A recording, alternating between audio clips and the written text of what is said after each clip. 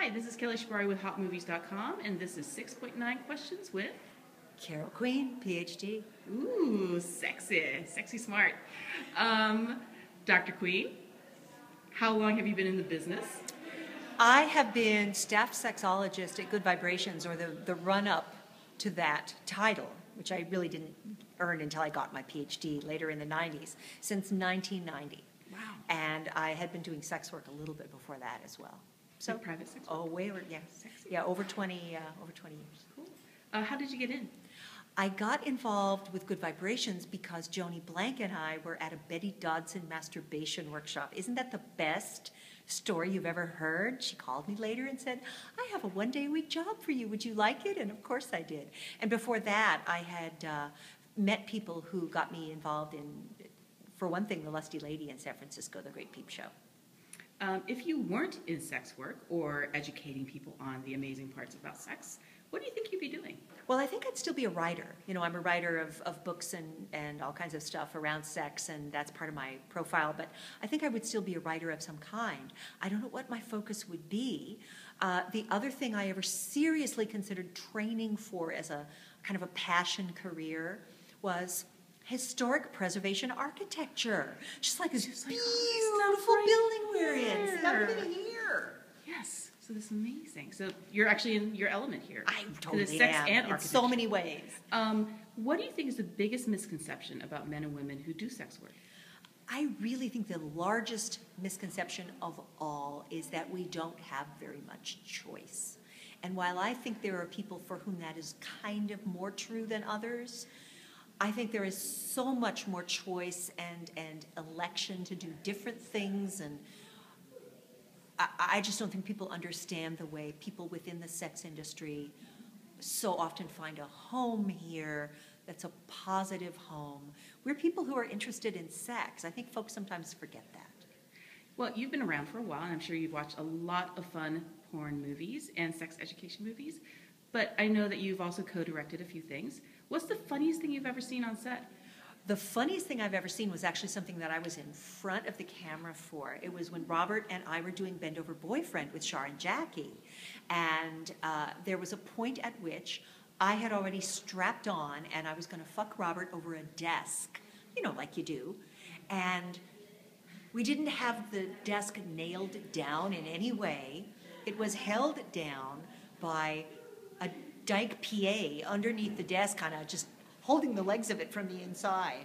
And as I started to fuck Robert against the desk, you could hear the dyke in there kind of struggling to keep the desk from sliding along the stage.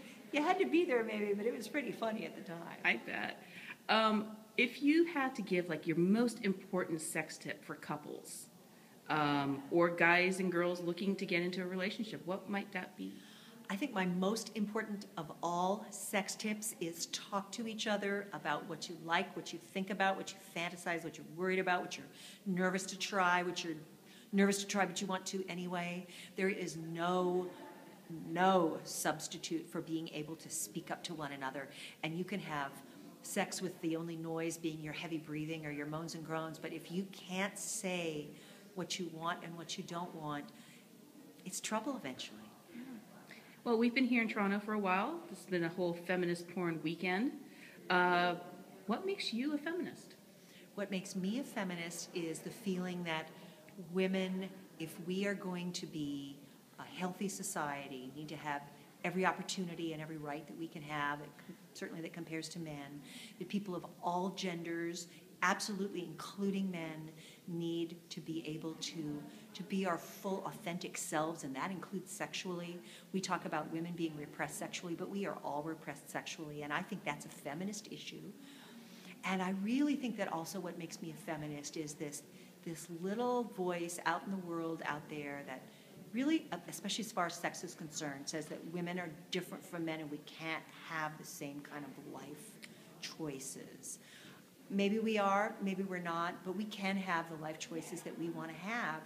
And anybody who doesn't think so, I'm not even going to label them, but that's why I'm a feminist. Okay. Well, Dr. Queen, thank you so much. Where can people find more about you and your work? People can track me down at carolqueen.com. There hasn't been actually any change on that website for a little while, but there will be soon, I swear, I hope. And Center for Sex and Culture, my nonprofit is at sexandculture.org, so you can learn what we're doing on a regular basis over there. You can find out more about me and my business at Good Vibrations. Not my business, it's our business, but at goodvibes.com, and why people might want to know about that particularly is that at goodvibes.com I answer questions from customers and people who write in.